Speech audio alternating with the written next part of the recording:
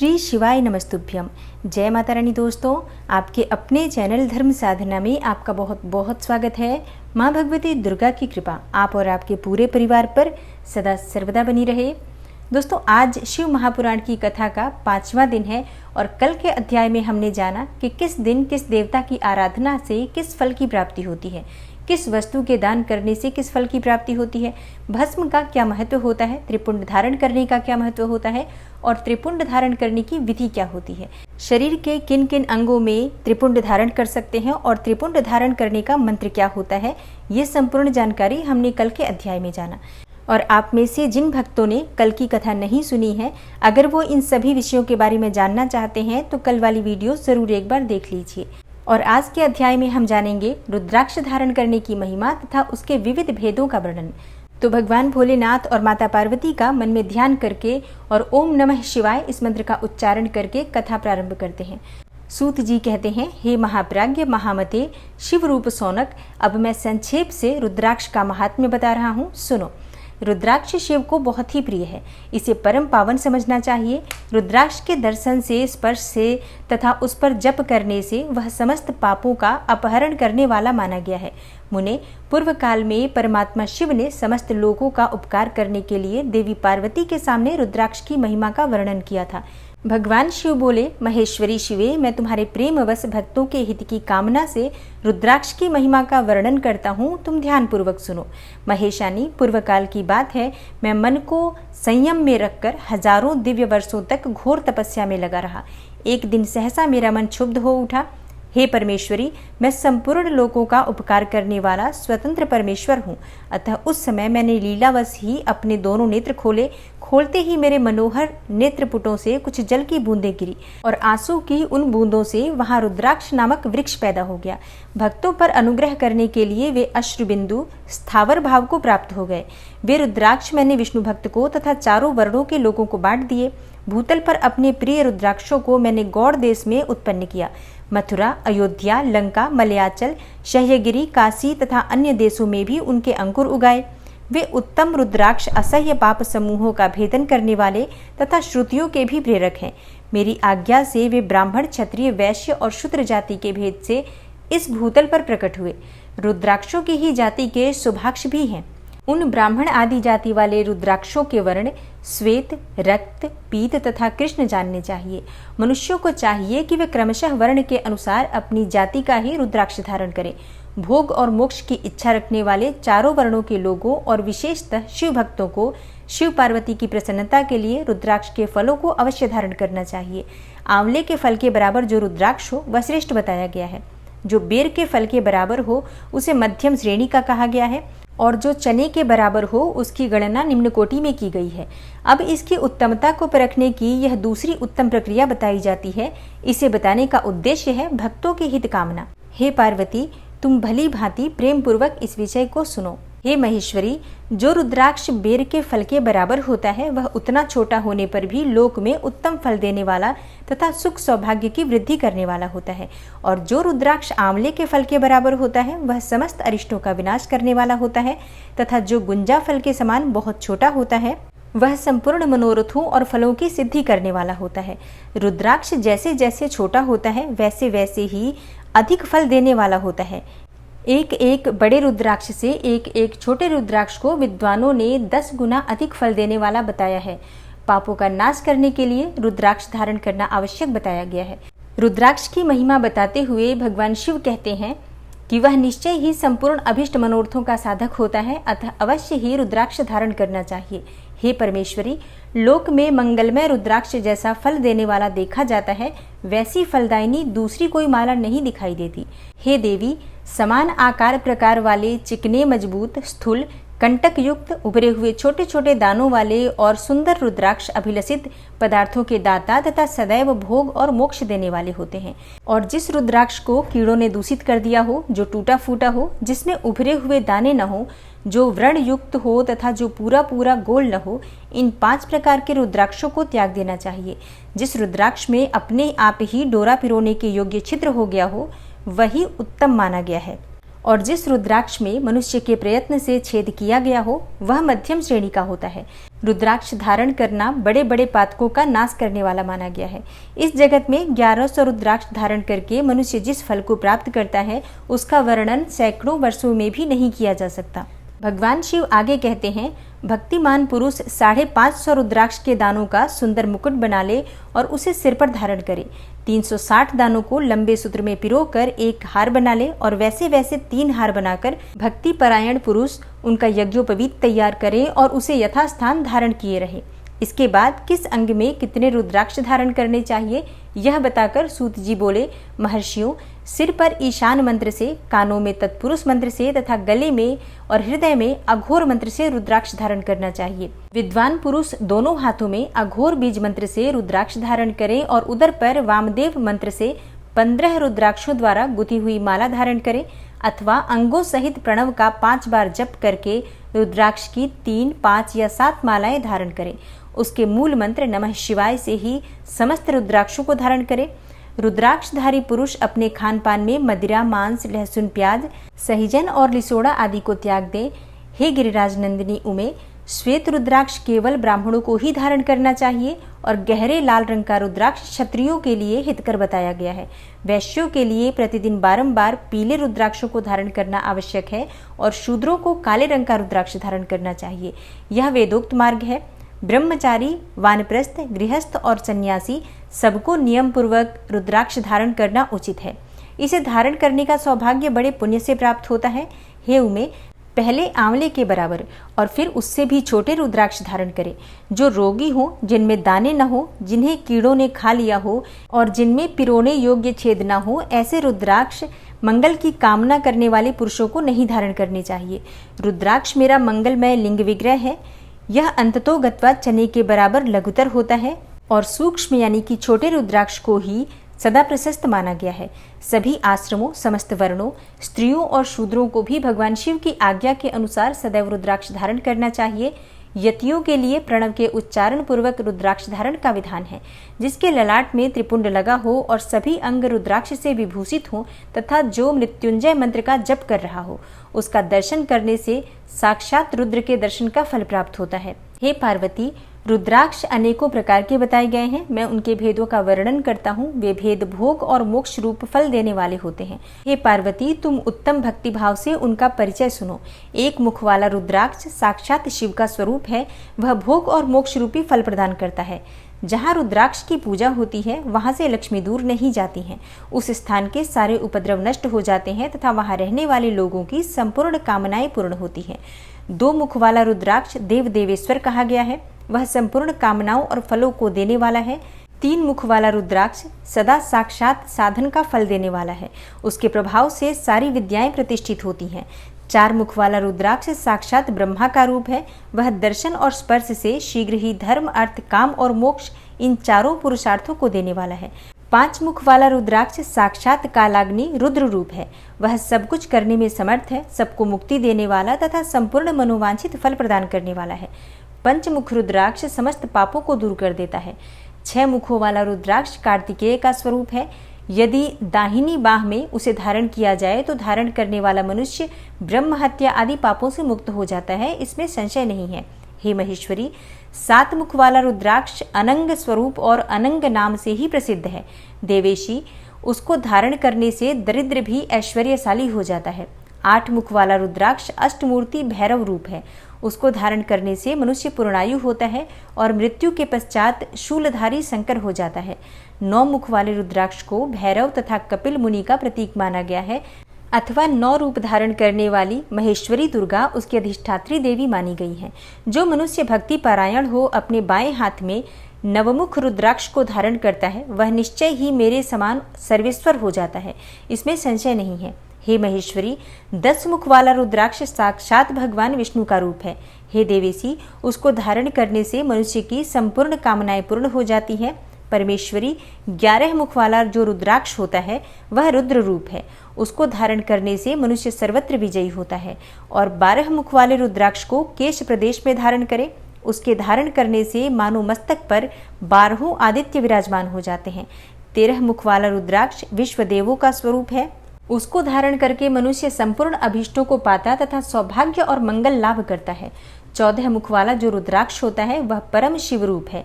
उसे भक्ति पूर्वक मस्तक पर धारण करें, इससे समस्त पापों का नाश हो जाता है। हे गिरिराज कुमारी, इस प्रकार मुखों के भेद से रुद्राक्ष के 14 भेद बताए गए। अब तुम क्रमशः उन रुद्राक्षों के धारण करने के मंत्रों को प्रसन्नता पूर्वक सुनो।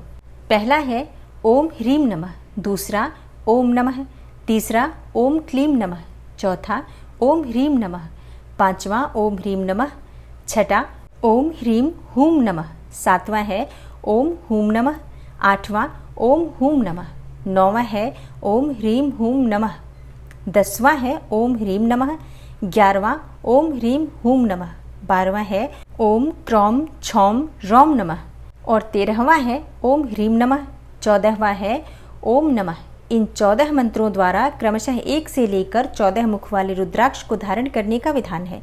साधक को चाहिए कि वह निद्रा और आलस्य का त्याग करके श्रद्धा भक्ति से संपन्न हो संपूर्ण मनोरथों की सिद्धि के लिए उक्त मंत्रों द्वारा उन रुद्राक्षों को धारण करे। रुद्राक्ष की माला धारण करने वाले पुरुष को देखकर भूत प्रेत पिशाच डाकिनी शाकिनी तथा जो अन्य द्रोहकारी राक्षस आदि हैं वे सबके सब दूर भाग जाते हैं। जो कृत्रिम अभिचार आदि प्रयुक्त होते हैं वे सब भी रुद्राक्षधारी को देखकर सशंक हो दूर खिसक जाते हैं। हे पार्वती, रुद्राक्ष मालाधारी पुरुष को देखकर मैं शिव, भगवान विष्णु, देवी दुर्गा, गणेश, सूर्य तथा अन्य देवता भी प्रसन्न हो जाते हैं।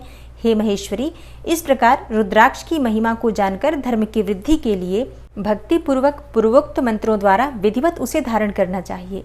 हे मुनीश्वर, भगवान शिव ने देवी पार्वती के सामने जो कुछ कहा था वह सब तुम्हारे प्रश्न के अनुसार मैंने कह सुनाया।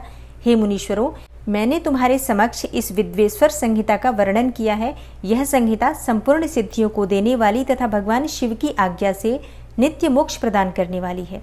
दोस्तों, अब तक आपने सुना विद्वेश्वर संहिता का वर्णन और अब आप सुनेंगे रुद्र संहिता।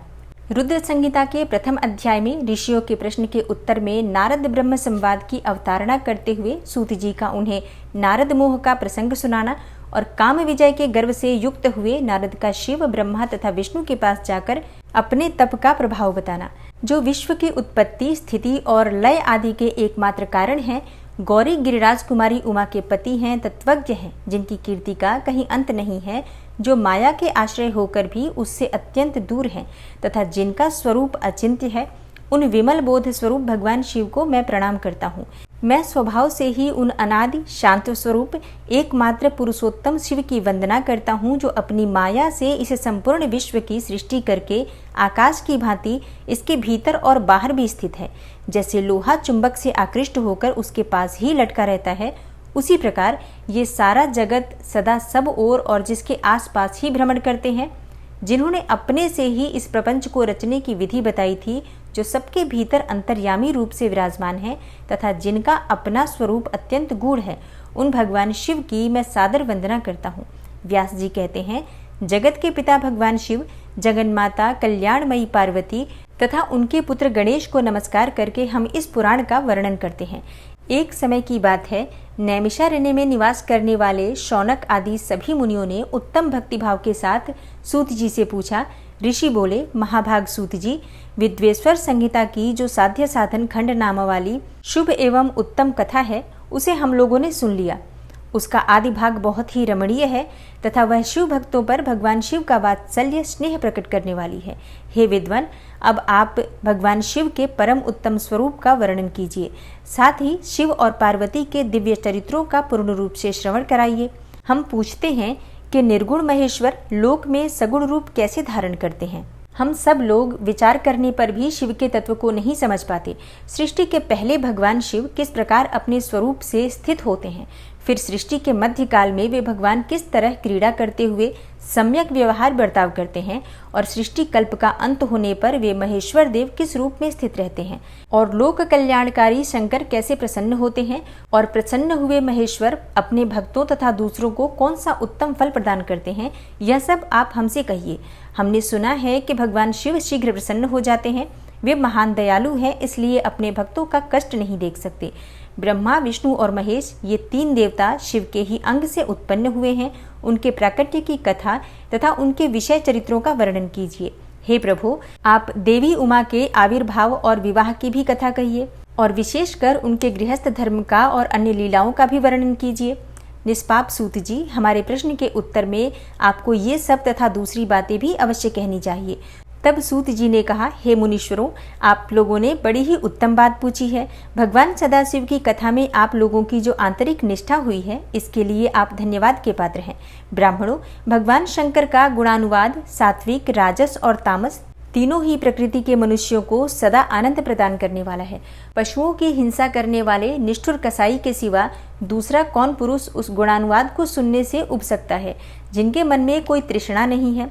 ऐसे महात्मा पुरुष भगवान शिव के गुणों का गान करते हैं, क्योंकि वह गुणावली संसार रूपी रोग की दवा है, मन तथा कानों को प्रिय लगने वाली और संपूर्ण मनोरथों को देने वाली है। हे ब्राह्मणों, आप लोगों के प्रश्न के अनुसार मैं यथा बुद्धि प्रयत्न पूर्वक शिव लीला का वर्णन करता हूँ।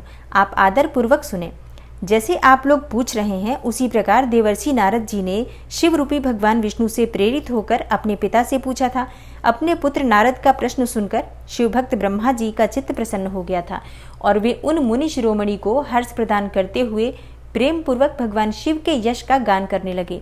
एक समय की बात है, मुनि शिरोमणि विप्रवर नारद जी ने, जो ब्रह्मा जी के पुत्र हैं, विनीत चित्त हो तपस्या में मन लगाया। हिमालय पर्वत में कोई एक गुफा थी जो बड़ी शोभा से संपन्न दिखाई देती थी। उसके निकट देव नदी गंगा निरंतर वेगपूर्वक बहती थी। वहां एक महान दिव्य आश्रम था जो नाना प्रकार की शोभा से सुशोभित था। दिव्यदर्शी नारद जी तपस्या करने के लिए उसी आश्रम में गए। उस गुफा को देखकर मुनिवर नारद जी बड़े प्रसन्न हुए और सुदीर्घ काल तक वहां तपस्या करते रहे। उनका अंतःकरण शुद्ध था। वे दृढ़ता पूर्वक आसन बांधकर मौन हो प्राणायाम पूर्वक समाधि में स्थित हो गए।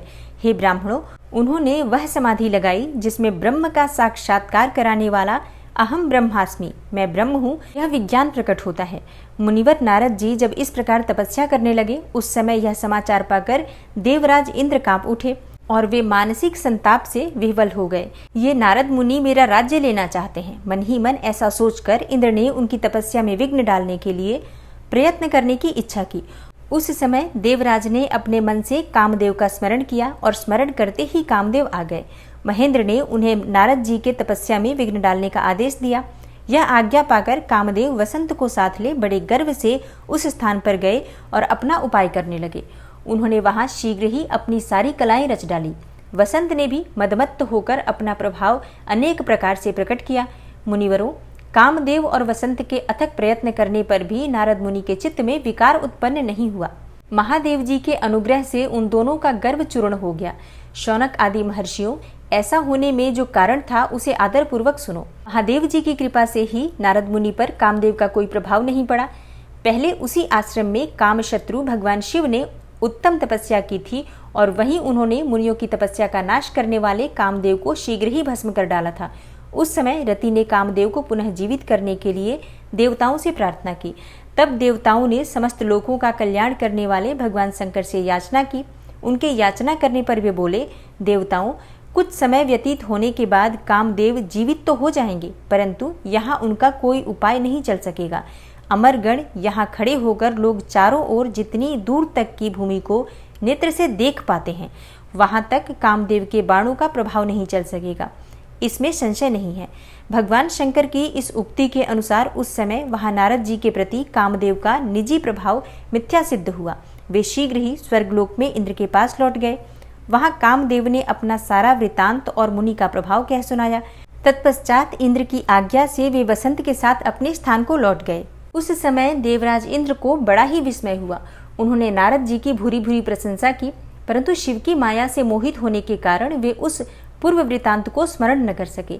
वास्तव में इस संसार के भीतर सभी प्राणियों के लिए शंभु की माया को जानना अत्यंत कठिन है। जिसने भगवान शिव के चरणों में अपने आप को समर्पित कर दिया है, उस भक्त को छोड़कर से सारा जगत उनकी माया से मोहित हो जाता है। नारद जी भी भगवान शंकर की कृपा से वहां चिरकाल तक तपस्या में लगे रहे।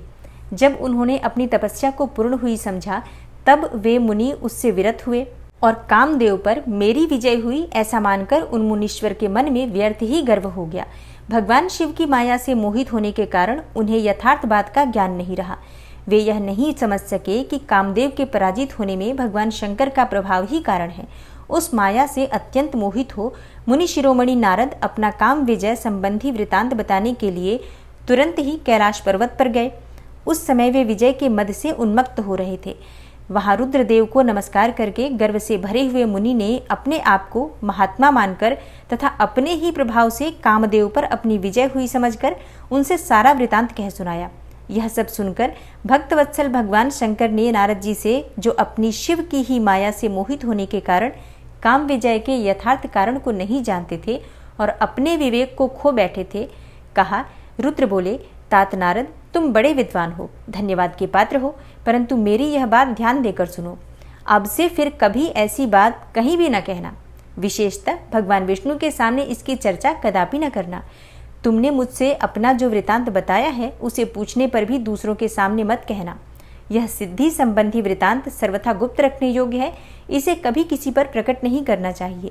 तुम मुझे विशेष प्रिय हो, इसलिए अधिक जोर देकर मैं तुम्हें यह शिक्षा देता हूँ और इसे न कहने की आज्ञा देता हूँ, क्योंकि तुम भगवान विष्णु के भक्त हो और उनके भक्त होते हुए ही मेरे अत्यंत अनुगामी हो। इस प्रकार बहुत कुछ कहकर संसार की सृष्टि करने वाले भगवान रुद्र ने नारद जी को शिक्षा दी और अपने वृतांत को गुप्त रखने के लिए उन्हें समझाया बुझाया, परंतु वे तो शिव की माया से मोहित थे, इसलिए उन्होंने उनकी दी हुई शिक्षा को अपने लिए हितकर नहीं माना। तदनंतर मुनि शिरोमणि नारद ब्रह्मलोक में गए। वहां ब्रह्मा जी को नमस्कार करके उन्होंने कहा, पिताजी, मैंने अपने तपोबल से कामदेव को जीत लिया है। उनकी यह बात सुनकर ब्रह्मा जी ने भगवान शिव के चरणारविंदों का चिंतन किया और सारा कारण जानकर अपने पुत्र को यह सब कहने से मना किया, परंतु नारद जी शिव की माया से मोहित थे, अतएव उनके चित्त में मद का अंकुर जम गया था, उनकी बुद्धि मारी गई थी। इसलिए नारद जी अपना सारा वृतांत भगवान विष्णु के सामने कहने के लिए वहां से शीघ्र ही विष्णुलोक में गए। नारद जी को आते हुए देखकर भगवान विष्णु बड़े आदर से उठे और शीघ्र ही आगे बढ़कर उन्होंने मुनि को हृदय से लगा लिया। मुनि के आगमन का क्या हेतु है, इसका उन्हें पहले से ही पता था। नारद जी को अपने आसन पर बिठाकर भगवान शिव के चरणार विंदों का चिंतन करके श्रीहरि ने उनसे पूछा। भगवान विष्णु बोले, हे तात, कहाँ से आते हो? यहाँ किस लिए तुम्हारा आगमन हुआ है? मुनि श्रेष्ठ, तुम धन्य हो, तुम्हारे शुभागमन से मैं पवित्र हो गया। भगवान विष्णु का यह वचन सुनकर गर्व से भरे हुए नारद मुनि ने मद से मोहित होकर अपना सारा वृतांत बड़े अभिमान के साथ कह सुनाया। नारद मुनि का वह अहंकार युक्त वचन सुनकर मन ही मन भगवान विष्णु ने उनकी काम विजय के यथार्थ कारण को पूर्ण रूप से जान लिया। तत्पश्चात श्री विष्णु बोले, हे मुनि श्रेष्ठ, तुम धन्य हो, तपस्या के तो भंडार ही हो, तुम्हारा हृदय भी बड़ा उदार है। हे मुने, जिसके भीतर भक्ति, ज्ञान और वैराग्य नहीं होते, उसी के मन में समस्त दुखों को देने वाले काम, मोह आदि विकार शीघ्र उत्पन्न होते हैं। तुम तो नैष्ठिक ब्रह्मचारी हो और सदा ज्ञान वैराग्य से युक्त रहते हो, फिर तुम में काम विकार कैसे आ सकता है? तुम तो जन्म से ही निर्विकार तथा शुद्ध बुद्धि वाले हो। श्री हरि की कही हुई ऐसी बहुत सी बातें सुनकर मुनि शिरोमणि नारद जोर जोर से हंसने लगे और मन ही मन भगवान को प्रणाम करके इस प्रकार बोले। नारद जी ने कहा, स्वामिन, जब मुझ पर आपकी कृपा है तब बेचारा कामदेव अपना क्या प्रभाव दिखा सकता है। ऐसा कहकर भगवान के चरणों में मस्तक झुकाकर इच्छानुसार विचरने वाले नारद मुनि वहां से चले गए। सूत जी कहते हैं, महर्षियों, जब नारद मुनि इच्छानुसार वहां से चले गए तब भगवान शिव की इच्छा से माया विशारद श्री हरि ने तत्काल अपनी माया प्रकट की। उन्होंने मुनि के मार्ग में एक विशाल नगर की रचना की, जिसका विस्तार 100 योजन था। वह अद्भुत नगर बड़ा ही मनोहर था। भगवान ने उसे अपने वैकुंठ लोक से भी अधिक रमणीय बनाया था। नाना प्रकार की वस्तुएं उस नगर की शोभा बढ़ाती थीं और वहां स्त्रियों और पुरुषों के लिए बहुत से विहार स्थल थे। वह श्रेष्ठ नगर चारों वर्णों के लोगों से भरा था। वहां शील निधि नामक ऐश्वर्यशाली राजा राज्य करते थे। वे अपनी पुत्री का स्वयंवर करने के लिए उद्यत थे, अतः उन्होंने महान उत्सव का आयोजन किया था। उनकी कन्या का वर्ण करने के लिए उत्सुक होकर चारों दिशाओं से बहुत से राजकुमार पधारे थे, जो नाना प्रकार की वेशभूषा तथा सुंदर शोभा से प्रकाशित हो रहे थे। उन राजकुमारों से वह नगर भरा पूरा दिखाई देता था। ऐसे सुंदर राजनगर को देख नारद जी मोहित हो गए। वे राजा शील निधि के द्वार पर गए। तब मुनि शिरोमणि नारद को आया देखकर महाराज शील निधि ने श्रेष्ठ रत्नमय सिंहासन पर बिठाकर उनका पूजन किया। तत्पश्चात अपनी सुंदरी कन्या को, जिसका नाम श्रीमती था, बुलवाया और उससे नारद जी के चरणों में प्रणाम करवाया। उस कन्या को देखकर नारद मुनि चकित हो गए और बोले, राजन, यह देव कन्या के समान सुंदरी महाभागा कन्या कौन है? उनकी यह बात सुनकर राजा ने हाथ जोड़कर कहा, हे मुने, यह मेरी पुत्री है, इसका नाम श्रीमती है और अब इसके विवाह का समय आ गया है। यह अपने लिए सुंदर वर चुनने के निमित्त स्वयंवर में जाने वाली है। इसमें सब प्रकार के शुभ लक्षण लक्षित होते हैं। हे महर्षि, आप इसका भाग्य बताइए। राजा के इस प्रकार पूछने पर काम से विवल हुए मुनिश्रेष्ठ नारद उस कन्या को प्राप्त करने की इच्छा मन में लिए राजा को संबोधित करके इस प्रकार बोले, भूपाल, आपकी यह पुत्री समस्त शुभ लक्षणों से संपन्न है, परम सौभाग्यवती है। अपने महान भाग्य के कारण यह धन्य है और साक्षात लक्ष्मी की भांति समस्त गुणों की आगार है। इसका भावी पति निश्चय ही भगवान शंकर के समान वैभवशाली, सर्वेश्वर, किसी से पराजित न होने वाला वीर, काम विजयी तथा संपूर्ण देवताओं में श्रेष्ठ होगा। ऐसा कहकर राजा से विदा ले इच्छानुसार विचरने वाले नारद मुनि वहां से चल दिए। वे काम के वशीभूत हो गए थे। शिव की माया ने उन्हें विशेष मोह में डाल दिया था। वे मुनि मन ही मन सोचने लगे कि मैं इस राजकुमारी को कैसे प्राप्त करूं। स्वयंवर में आए हुए नरेशों में से सबको छोड़कर यह एकमात्र मेरा ही वरण करे, यह कैसे संभव हो सकता है? समस्त नारियों को सौंदर्य सर्वथा प्रिय होता है। सौंदर्य को देखकर ही वह प्रसन्नता पूर्वक मेरे अधीन हो सकती है, इसमें संशय नहीं है। ऐसा विचार कर काम से विवल हुए मुनिवर नारद भगवान विष्णु का रूप ग्रहण करने के लिए तत्काल उनके लोक में जा पहुंचे। वहां भगवान विष्णु को प्रणाम करके वे इस प्रकार बोले, हे भगवान, मैं एकांत में आपसे सारा वृतांत कहूंगा। तब बहुत अच्छा कहकर लक्ष्मीपति श्री हरि नारद जी के साथ एकांत में जा बैठे और बोले, मुने, अब आप अपनी बात कहिए। तब नारद जी ने कहा, भगवान, आपके भक्त जो राजा शीलनिधि हैं, वे सदा धर्म पालन में तत्पर रहते हैं। उनकी एक विशाल लोचना कन्या है जो बहुत ही सुंदरी है। उसका नाम श्रीमती है और वह विश्व मोहिनी के रूप में विख्यात है और तीनों लोकों में सबसे अधिक सुंदरी है। हे प्रभु, आज मैं शीघ्र ही उस कन्या से विवाह करना चाहता हूँ। राजा शीलनिधि ने अपनी पुत्री की इच्छा से स्वयंवर रचाया है, इसलिए चारों दिशाओं से वहाँ सहस्त्रों राजकुमार पधारे हैं। हे नाथ, मैं आपका प्रिय सेवक हूँ, अतः आप मुझे अपना स्वरूप दे दीजिए, जिससे राजकुमारी श्रीमती निश्चय ही मुझे वर ले। सूत जी कहते हैं, महर्षियों, नारद मुनि की ऐसी बात सुनकर भगवान मधुसूदन हंस पड़े और भगवान शंकर के प्रभाव का अनुभव करके उन दयालु प्रभु ने उन्हें इस प्रकार उत्तर दिया। भगवान विष्णु बोले, हे मुने, तुम अपने अभीष्ट स्थान को जाओ। मैं उसी तरह तुम्हारा हित साधन करूंगा जैसे श्रेष्ठ वैद्य अत्यंत पीड़ित रोगी का करता है, क्योंकि तुम मुझे विशेष प्रिय हो। ऐसा कहकर भगवान विष्णु ने नारद मुनि को मुख तो वानर का दे दिया और शेष अंगों में अपने जैसा स्वरूप देकर वे वहां से अंतर्ध्यान हो गए। भगवान की पूर्वोक्त बात सुनकर और उनका मनोहर रूप प्राप्त हो गया समझकर नारद मुनि को बड़ा हर्ष हुआ। वे अपने को कृतकृत्य मानने लगे। भगवान ने क्या प्रयत्न किया है इसको वे न समझ सके। तदनंतर मुनि श्रेष्ठ नारद शीघ्र ही उस स्थान पर जा पहुंचे जहां राजा शीलनिधि ने राजकुमारों से भरी हुई स्वयंवर सभा का आयोजन किया था। हे विप्रवरों, राजपुत्रों से घिरी हुई वह दिव्य स्वयंवर सभा दूसरी इंद्र सभा के समान अत्यंत शोभा पा रही थी। नारद जी उस राजसभा में जा बैठे और वहां बैठकर प्रसन्न मन से बार बार यही सोचने लगे कि मैं भगवान विष्णु के समान रूप धारण किए हुए हूँ, अतः वह राजकुमारी अवश्य मेरा ही वरण करेगी, दूसरे का नहीं। मुनिश्रेष्ठ नारद को यह ज्ञात नहीं था कि मेरा मुंह कितना कुरूप है। उस सभा में बैठे हुए सब मनुष्यों ने मुनि को उनके पूर्व रूप में ही देखा था। राजकुमार आदि कोई भी उनके रूप परिवर्तन के रहस्य को न जान सके। वहां नारद जी की रक्षा के लिए भगवान रुद्र के 2 पार्षद भी आए थे, जो ब्राह्मण का रूप धारण करके गूढ़ भाव से वहां बैठे थे। वे ही नारद जी के रूप परिवर्तन के उत्तम भेद को जानते थे। मुनि को कामावेश से मूढ़ हुआ जान वे दोनों पार्षद उनके निकट गए और आपस में बातचीत करते हुए उनकी हंसी उड़ाने लगे, परंतु मुनि तो काम से विवल हो रहे थे, अतः उन्होंने उनकी यथार्थ बात भी नहीं सुनी। वे अत्यंत मोहित होकर श्रीमती को प्राप्त करने की इच्छा से उनके आगमन की प्रतीक्षा करने लगे। इसी बीच में वह सुंदरी राजकन्या स्त्रियों से घिरी हुई अंतःपुर से वहां आई। उसने अपने हाथ में सोने की एक सुंदर माला ले रखी थी। वह शुभ लक्षणा राजकुमारी स्वयंवर के मध्य भाग में लक्ष्मी के समान खड़ी हुई अपूर्व शोभा पा रही थी। उत्तम व्रत का पालन करने वाली वह भूप कन्या माला हाथ में लेकर अपने मन के अनुरूप वर का अन्वेषण करती हुई सारी सभा में भ्रमण करने लगी। नारद मुनि का भगवान विष्णु के समान शरीर और वानर जैसा मुंह देखकर वह कुपित हो गई और उनकी ओर से दृष्टि हटाकर प्रसन्न मन से दूसरी ओर चली गई। स्वयंवर सभा में अपने मन वांछित वर को न देखकर वह भयभीत हो गई। राजकुमारी उस सभा के भीतर चुपचाप खड़ी रह गई। उसने किसी के गले में जयमाला नहीं डाली। इतने में ही राजा के समान वेशभूषा धारण किए भगवान विष्णु वहां आ पहुंचे। किन्हीं दूसरे लोगों ने उनको वहां नहीं देखा, केवल उस कन्या की ही दृष्टि उन पर पड़ी। भगवान को देखते ही उस परम सुंदरी राजकुमारी का मुख प्रसन्नता से खिल उठा। उसने तत्काल ही उनके कंठ में वह माला पहना दी। राजा का रूप धारण करने वाले भगवान विष्णु उस राजकुमारी को साथ लेकर तुरंत अदृश्य हो गए और अपने धाम में जा पहुंचे। इधर सब राजकुमार श्रीमती की ओर से निराश हो गए और नारद मुनि तो कामवेदना से आतुर हो रहे थे, इसलिए वे अत्यंत विह्वल हो उठे। तब वे दोनों विप्र रूपधारी ज्ञान विशारद रुद्रगण काम विह्वल नारद जी से उसी क्षण बोले। रुद्रगणों ने कहा, हे नारद, हे मुने, तुम व्यर्थ ही काम से मोहित हो रहे हो और सौंदर्य के बल से राजकुमारी को पाना चाहते हो। अपना वानर के समान घृणित मुंह तो देख लो।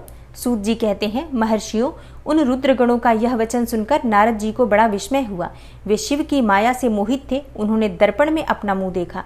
वानर के समान अपना मुख देखकर वे तुरंत ही क्रोध से जल उठे और माया से मोहित होने के कारण उन दोनों शिवगणों को वहां शाप देते हुए बोले, अरे तुम दोनों ने मुझ ब्राह्मण का उपहास किया है, अतः तुम ब्राह्मण के वीर्य से उत्पन्न राक्षस हो जाओ। ब्राह्मण की संतान होने पर भी तुम्हारे आकार राक्षस के समान ही होंगे। इस प्रकार अपने लिए शाप सुनकर वे दोनों ज्ञान शिरोमणि शिवगण मुनि को मोहित जानकर कुछ नहीं बोले। ब्राह्मणों, वे सदा सब घटनाओं में भगवान शिव की ही इच्छा मानते थे, इसलिए उदासीन भाव से वे अपने स्थान को चले गए और वहां जाकर भगवान शिव की स्तुति करने लगे। ओम नमः शिवाय। श्री शिवाय नमस्तुभ्यम। दोस्तों, आज की कथा का यहीं पर समापन करती हूँ और आगे की घटना का श्रवण आप कल के अध्याय में सुनेंगे। उम्मीद करती हूँ कि कल भी आप इस कथा का श्रवण अवश्य करेंगे।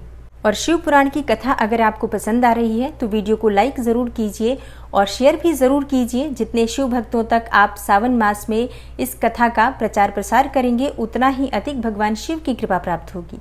और जो भक्त इस चैनल पर पहली बार आए हैं और अभी तक उन्होंने चैनल को सब्सक्राइब नहीं किया है, तो आज की वीडियो अगर आपको अच्छी लगी हो तो चैनल को सब्सक्राइब ज़रूर कर लीजिए और बेल बटन को भी प्रेस कर लीजिए। तो इससे ये होगा कि इस चैनल पर जो नई वीडियो अपलोड होंगी उनकी नोटिफिकेशन आपको सही समय पर प्राप्त होगी। मैं मिलती हूँ आपसे अगली वीडियो में, तब तक के लिए नमस्कार।